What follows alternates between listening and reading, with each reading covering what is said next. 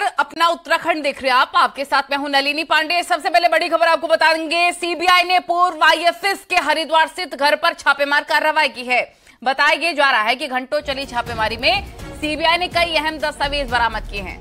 Tiger reserve की Pakhro range में हुए करोड़ों के घोटाले के मामले में कल सीबीआई ने केस दर्ज किया था। अभी तक विजिलेंस मामले की जांच कर रही थी। केस दर्ज करते ही हरकत में आई सीबीआई ने पूर्व आईएफएस किशन चंद और पूर्व वन रेंज अधिकारी ब्रज बिहारी शर्मा के देहरादून स्थित मकान पर छापेमारी की। मामला 2019 में पखरो रेंज में टाइगर सफारी के निर्माण के दौरान का है। पूर्व आईएफएस किशन चंद को विजिलेंस ने पिछले साल गिरफ्तार किया था।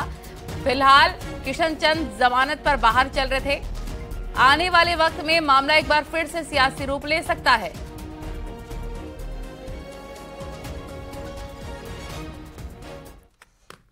की पाखरो रेंज में हुई गड़बड़ी और अनियमितता के बाद सीबीआई ने इसमें मुकदमा दर्ज कर लिया है और सीबीआई ने अपनी कार्रवाई तेज करते हुए छापेमारी की कार्रवाई भी शुरू कर दी है। हरिद्वार और देहरादून में पूर्व वन अधिकारियों के घर पर हुई छापेमारी के बाद हड़कंप मचा हुआ है। कल हरिद्वार के नंद विहार कॉलोनी स्थित इसी मकान में छापेमारी की गई थी। पूर्व आईएफएस किशन चंद के घर पर ये छापेमारी हुई थी और बताया जा रहा है कि काफ़ी घंटों तक देर रात तक हुई ये छापेमारी चली है और कई अहम दस्तावेज सीबीआई ने इसमें जो है बरामद भी किए हैं। और इसके अलावा देहरादून में पूर्व रेंज अधिकारी ब्रज किशोर शर्मा के घर पर भी ये छापेमारी हुई थी। छापेमारी की ये कार्रवाई आगे भी जारी रह सकती है। सूत्रों के अनुसार इस तरह की बात भी कही जा रही है कि पूर्व वन मंत्री हरक सिंह रावत भी इस मामले में रडार पर है और आने वाले समय में ये वो भी जो है इस कार्रवाई के दायरे में आ सकते हैं। इससे पहले भी विजिलेंस जो है मामले की जांच कर रही थी।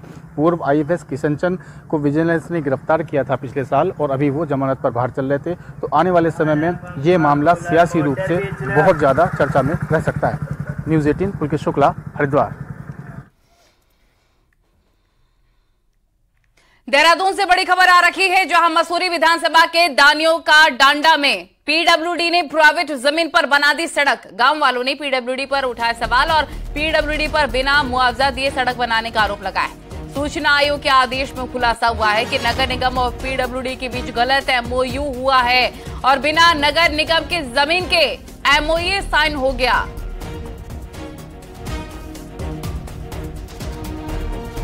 अब हमारा ये कहना है कि अगर तो उनको रास्ते की जरूरत है तो वो हमें इतनी जमीन कहीं दे दें खरीद के, या हमें मतलब जो कंपनसेशन दे, इसका मतलब जो भी गवर्नमेंट का रूल सरकारी नियम है जो उसके हिसाब से दे। नहीं, हमारे से नहीं पूछा गया। ये तो हम पक्की करने से रोका गया है ना। वैसे रास्ता तो ये चल ही रहा था जब से इन्होंने बंदोबस्त में, रास्ता हमने भी नहीं रोका, पर हमने जब रोका हमने कहा पक्की नहीं होने दें जब तक हमारा। ये बड़ी खबर इस वक्त की बता रहे हैं हम आपको देहरादून से, जहां पर मसूरी विधानसभा के दानियों का डांडा में पीडब्ल्यूडी ने प्राइवेट जमीन पर सड़क बना दी। गांव वालों ने पीडब्ल्यूडी पर सवाल उठाए हैं। पीडब्ल्यूडी पर बिना मुआवजा दिए सड़क बनाने का आरोप लगा है। दीपांकर भट्ट हमारे सहयोगी तमाम जानकारी के साथ फोनलाइन पर जुड़ गए। दीपांकर, क्या जानकारी? बताया जा रहा है कि बिना मुआवजा दिए ही सड़क बना दी गई। नलिनी, ये अपने आप में एक अजब गजब मामला खासकर राजधानी में आया है। एक प्राइवेट होटल के सामने की ये सड़क है। इस सड़क को पीडब्ल्यूडी जो बना रहा है, इसका अपील इन्होंने सूचना आयोग में अपील लगाई थी लोगों ने कि ये सड़क आखिर किस बेस पे बन रही है। बाद में पता चला कि नगर निगम की यहाँ कोई जमीन थी ही नहीं। तो सवाल अब ये खड़ा होता है कि पहले तो इन लोगों को मुआवजा पीडब्ल्यूडी देगा या नहीं देगा, पहली बात। दूसरी बात ये कि अगर नगर निगम और पीडब्ल्यूडी के बीच कोई एमओयू हुआ था तो उस एमओयू को किस बेस पे किया गया। तीसरी बात यह कि सड़क किसके कहने पर बनाई जा रही है। चौथी बात कि जो नगर निगम के एग्जीक्यूटिव इंजीनियर उस वक्त के थे, उनका कहना है कि उन्होंने कोई एमओयू साइन किया ही नहीं, जबकि नगर निगम का कहना है कि एमओयू साइन हुआ था। यानी नगर निगम के ही इसमें दो बयान है।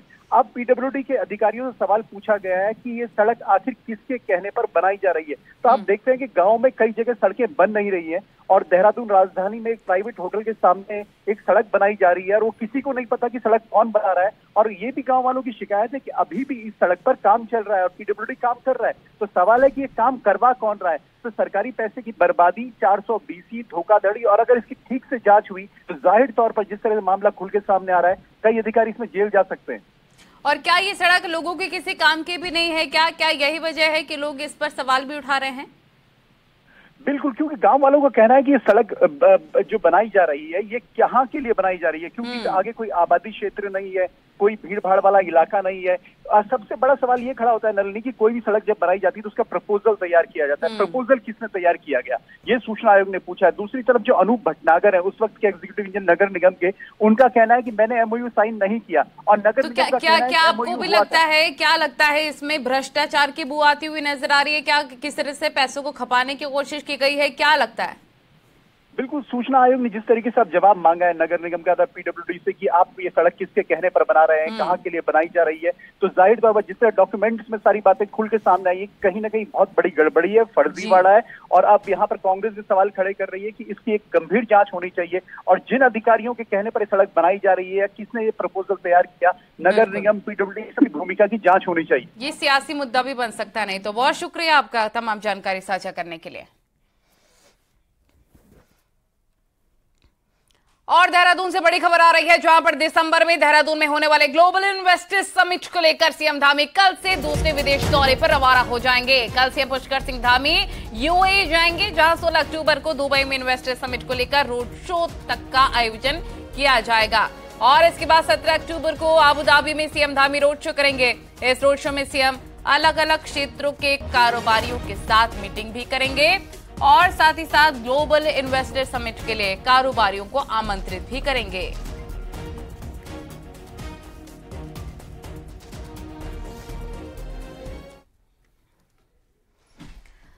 और सीएम पुष्कर सिंह धामी शुक्रवार को रामनगर के दौरे पर रहे। यहां पर सीएम पुष्कर सिंह धामी अचानक से रामनगर के एआरटीओ ऑफिस पहुंचे, जहां उन्होंने फाइलों की गहनता से जांच की। निरीक्षण के बाद मीडिया से मुखातिब होते हुए सीएम धामी ने कहा, यहां एनफोर्समेंट की कमी लगती है। उन्होंने अधिकारियों को ओवरलोडेड गाड़ियों और नशे की हालत में गाड़ी चलाने वालों पर सख्त कार्रवाई के निर्देश दिए।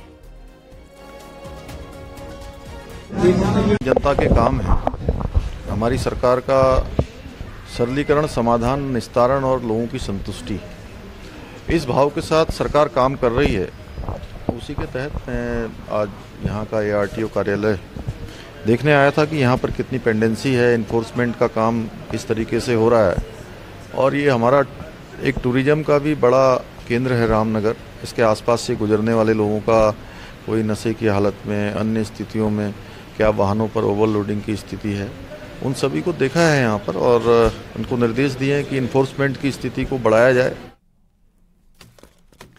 इससे पहले मुख्यमंत्री पुष्कर सिंह धामी ने कल वन्य जीवों का दीदार करने कॉर्बेट नेशनल पार्क वो पहुंचे। इस दौरान सीएम धामी पर्यटकों के लिए कॉर्बेट पार्क की सुविधाओं से असंतुष्ट नजर आए हैं। सीएम ने अधिकारियों को कॉर्बेट में और सुविधाएं बढ़ाने के निर्देश दिए हैं।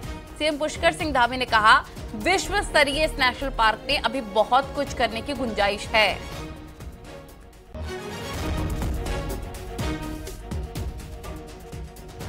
तो निश्चित रूप से इसका प्रबंधन और अच्छा होना चाहिए और टूरिस्टों के लिए और अच्छी व्यवस्थाएं होनी चाहिए। ठीक प्रकार से वन विभाग का जो काम है और तेजी से विस्तार और विकास की ओर जाना चाहिए, उसी की मैंने समीक्षा की है। साथ में जो वन विभाग से संबंधित हमारे तमाम जो कब्जे थे, अतिक्रमण था, उन सब पर भी चर्चा की है। हरिद्वार से बड़ी खबर आ रही है, जहां पर आज सुबह असम के मुख्यमंत्री हेमंत बिस्वा शर्मा नारायणी शिला मंदिर पहुंचे। हेमंत बिस्वा शर्मा ने पितृ विसर्जनीय अमावस्या पर किया तर्पण। मंदिर के पुरोहितों ने कराई पितरों की पूजा अर्चना करने के बाद हेमंत बिस्वा शर्मा रवाना हो गए।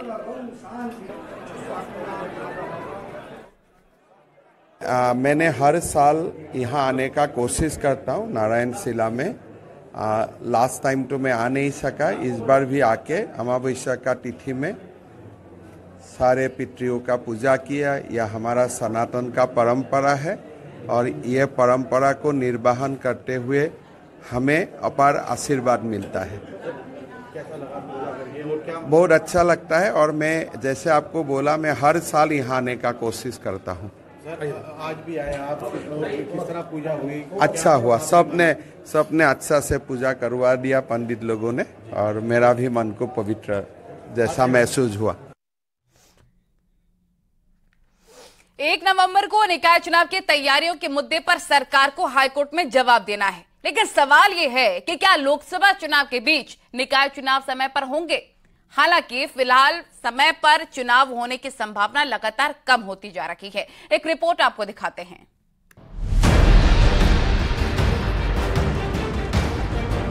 लोकसभा चुनाव से पहले उत्तराखंड में निकाय चुनाव होने हैं। 2 दिसंबर को निकायों का कार्यकाल खत्म हो रहा है। जाहिर है 2 दिसंबर तक निकायों की नई बॉडी चुन ली जानी चाहिए, लेकिन प्रदेश में ऐसा होना मुश्किल लग रहा है और इसकी वजह ना परिसीमन हो पाया है, ना आरक्षण तय है। जब ये फाइनल होगा तब जाकर निर्वाचन आयोग वोटर लिस्ट तैयार करेगा। इसके लिए समय कम बचा है। हालात देखकर अब बीजेपी भी कहने लगी है कि निकायों के कार्यकाल को एक्सटेंशन मिल सकता है, जबकि कांग्रेस का कहना है कि उन्होंने पहले ही कहा है कि सरकार की मंशा चुनाव कराने की नहीं है। तो मुझे लगता है कि चुनाव एक साथ होने जा रहे हैं, जैसे लोकसभा का भी है तो नगर निकाय का चुनाव भी है पूरे प्रदेश में।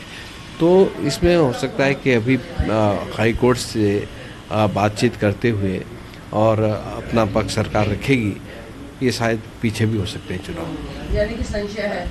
हाँ, इसमें संशय है अभी। अब ये यहाँ पे प्रशासक बैठाना चाहते हैं क्योंकि 6 महीने का समय खिंच जाएगा। इसमें इनको मालूम है कि लोकसभा के चुनाव भी होने जा रहे हैं, इसका जो प्रभाव पड़ेगा लोकसभा के चुनाव में भी पड़ेगा। इसलिए भारतीय जनता पार्टी चुनाव से डर चुकी है और वो उनको मालूम है कि हम बहुत बुरी तरह हार रहे हैं और इसका असर लोकसभा के चुनाव में भी पड़ेगा। इसलिए चुनाव से घबरा कर यहाँ पे प्रशासक बैठाना चाहती है और चुनाव नहीं कराना। राजनीतिक मामलों के जानकार बताते हैं कि जब भी केंद्र और राज्य के मुद्दे आमने सामने होंगे तो केंद्र के मुद्दे प्राथमिकता पाते हैं। मुद्दा चुनाव का है तो राजनीतिक दलों का पहला फोकस लोकसभा चुनाव पर होना स्वाभाविक है। जब ऐसे चुनाव हो जाते कि केंद्र का चुनाव, लोकसभा का चुनाव भी, निकाय चुनाव भी या दूसरा कोई चुनाव है, तो उसमें ये एक स्टडी हमारी बताती है कि ऐसे में जो है लोकल इश्यूज दब जाते हैं सेंट्रल इश्यूज के उसमें, क्योंकि सारा का सारा फोकस सेंट्रल लीडरशिप पे, सेंट्रल मीटिंग्स पे, नेशनल पार्टीज़ की जो बड़ी बड़ी मीटिंग्स हैं उनमें रहता है। यानी कि तस्वीर करीब करीब साफ हो चुकी है। निकायों का कार्यकाल बढ़ेगा और चुनाव पीछे जाएंगे। सियासी पार्टियों का सारा ध्यान फिलहाल लोकसभा चुनाव पर है। न्यूज़ 18 के लिए देहरादून से भारती सकलानी की रिपोर्ट।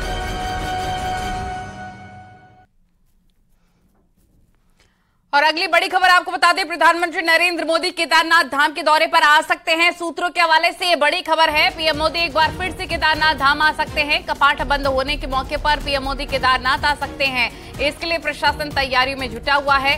साल 2017 से पीएम मोदी केदारनाथ धाम में 6 बार आ चुके हैं। पीएम के आने के बाद लगातार 4 धाम में यात्रियों की संख्या भी बढ़ रही है और अब एक बार फिर से पीएम के दौरे की खबर, जिससे प्रशासन अलर्ट पर है और तैयारियों में जुट गया है।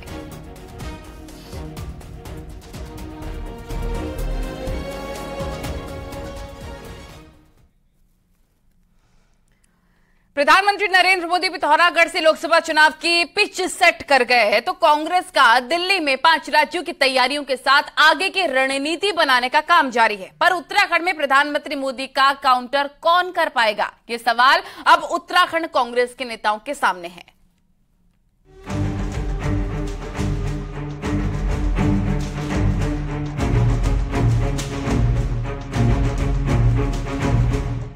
बीजेपी का दावा है कि पिथौरागढ़ में 1 लाख लोगों की जो भीड़ जुटी वो प्रधानमंत्री नरेंद्र मोदी के नाम और डबल इंजन की सरकार के काम पर जुटी। बॉर्डर जिले में जुटी भीड़ ने जहां बीजेपी का हौसला बढ़ा दिया, तो लोकसभा चुनाव के लिए माहौल बनाने का काम प्रधानमंत्री मोदी ने 6 महीने पहले ही कर दिया। बीजेपी से मोदी मैजिक बता रही और विरोधियों को जवाब है कि आज भी मोदी मैजिक बरकरार है। देखिए, जो लोग ये कहते थे कि मोदी का मैजिक समाप्त हो गया है, कल पिथौरागढ़ के अंदर जो ऐतिहासिक रैली हुई है, 1 लाख से अधिक लोग, जिसमें मैं ये कहता हूं न भूतो न भविष्यति, मोदी जी का मैजिक बरकरार है और आने वाले समय में 2024 में उत्तराखंड की 5 सीटें भारतीय जनता पार्टी जीतने वाली है।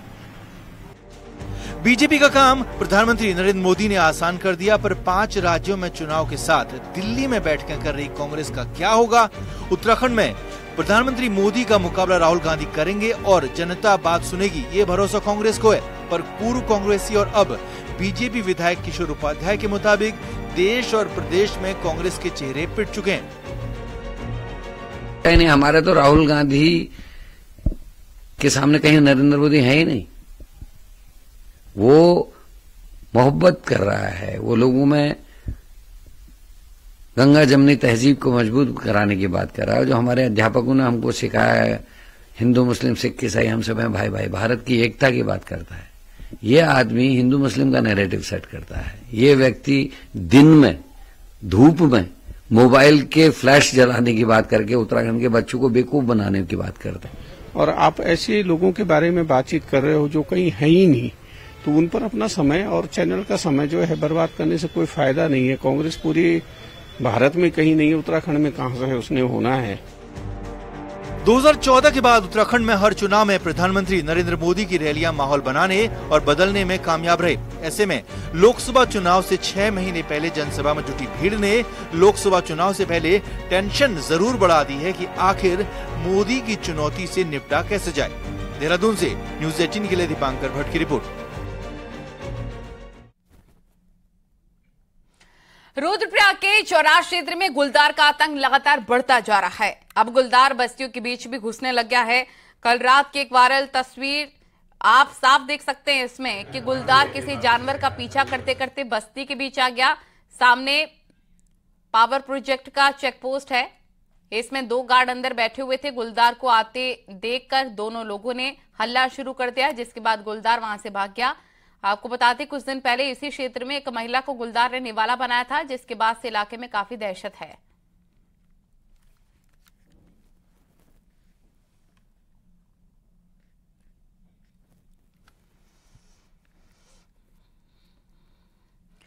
हल्द्वानी में दिव्यांग बच्चों को पढ़ाने वाली संस्था नैप के डायरेक्टर पर गंभीर आरोप लगे हैं। नैप के डायरेक्टर पर यौन शोषण के गंभीर आरोप लगे हैं। पुलिस को गुप्त चिट्ठी के जरिए एक शिकायत मिली थी।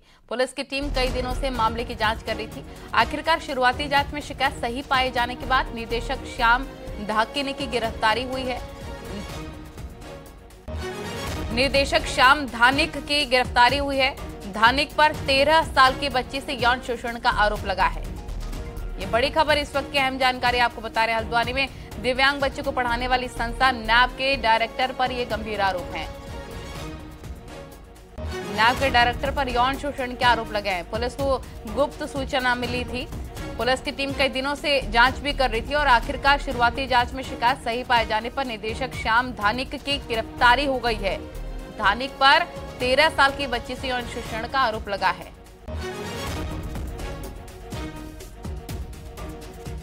शैलेंद्र नेगी हमारे सहयोगी तमाम जानकारी के साथ फोन लाइन पर जुड़ गए हैं। शैलेंद्र, ये बहुत गंभीर आरोप यहां पर लगते हुए नजर आ रहे हैं और बड़ा सवाल अब ये भी खड़ा होता है कि धानिक ने जिस 13 साल के बच्चे के साथ यौन शोषण किया, इससे पहले भी क्या वो ऐसी जघन्य वारदातों को अंजाम दे चुके हैं?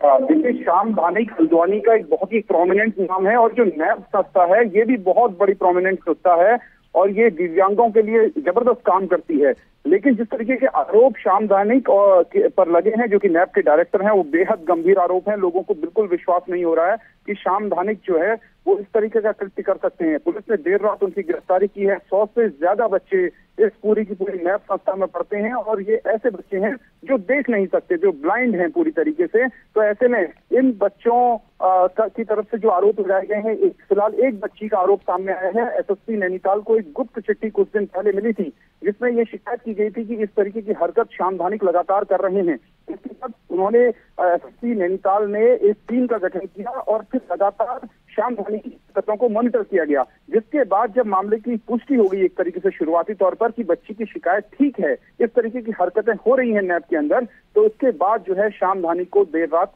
गिरफ्तार किया गया है, जो बेहद ही गंभीर मामला है। और क्योंकि श्याम धानिक की जो संस्था है नैप, यहाँ पर जितने भी बड़े राजनेता उत्तराखंड के थे वो यहाँ पर आते थे, यहाँ पर जन्मदिन मनाते थे, बकायदा बच्चों से बात करते थे, उनका केक काटा जाता था, बच्चे गाना गाते थे। ये सब कुछ इस नैप संस्था के भीतर होता था और इसी हॉस्टल के भीतर इस नैप ने एक हॉस्टल बना रखा है गोलापार के इलाके में, वहीं पर ये बच्चे रहते थे। अब इतने सारे बच्चों के साथ क्या और बच्चों के साथ भी ये सब हरकतें होती रही हैं, तो ये जांच का विषय और इसका खुलासा जल्दी होना चाहिए। बहुत शुक्रिया आपका तमाम जानकारी साझा करने के लिए।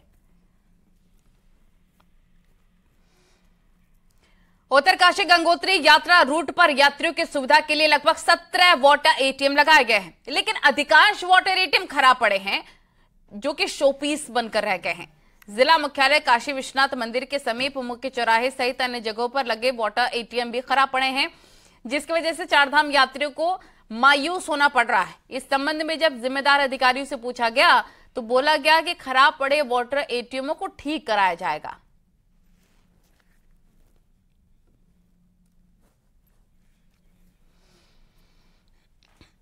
कोटद्वार बेस अस्पताल में मरीजों से लिए जा रहे यूजर चार्ज से प्राप्त धनराशि में घपले की आशंका जताई जा रही है। इसके बाद डीएम पौड़िया आशीष चौहान ने मामले की जांच के आदेश दिए। चिकित्सा प्रबंधन समिति की बैठक में डीएम को जानकारी मिली कि पिछले साल की तुलना में 12% कम पैसा मिला है, जिसके बाद डीएम ने 3 सदस्यों की जांच कमेटी गठन कर दी है। वहीं पर सीएमएस कोटद्वार का कहना है इसमें कोई हेराफेरी नहीं हुई है।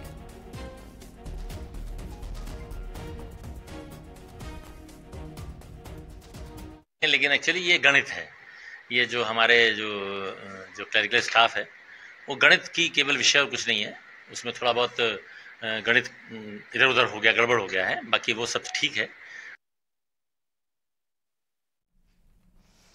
आज पितृ विसर्जन अमावस्या है, लेकिन आज के दिन पड़ने वाले सूर्य ग्रहण को लेकर भ्रम की स्थिति बनी हुई है, जिसको लेकर सोशल मीडिया पर कई तरीके की चर्चाएं भी चल रही हैं। लेकिन ज्योतिष के जानकारों का कहना है कि सर्व पितृ अमावस्या के दिन सूर्य ग्रहण होगा, लेकिन भारत में कहीं पर भी इसका असर नजर नहीं आएगा और ना ही इसका सूतक लगेगा। हरिद्वार के पौराणिक नारायणी शिला मंदिर के मुख्य पुजारी ने बताया कि लोग सूर्य ग्रहण को लेकर किसी भी भ्रम में ना पड़े।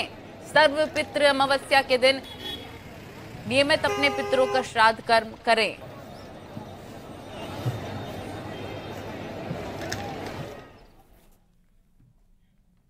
पहाड़ में जीवन आसान नहीं है। पहाड़ी लोगों की जिंदगी में भारी संघर्ष है। इस भारी संघर्ष से यहाँ के नौनिहाल भी अच्छी तरीके से परिचित हैं। यहाँ के लोगों को कुछ राहत देने के लिए छोटे छोटे बाल वैज्ञानिक इनोवेटिव मॉडल तैयार कर रखे हैं। बागेश्वर में चल रहे बाल वैज्ञानिक महोत्सव में अधिकतर मॉडल पहाड़ की छोटी छोटी समस्याओं को लेकर बनाए गए हैं। देखिए।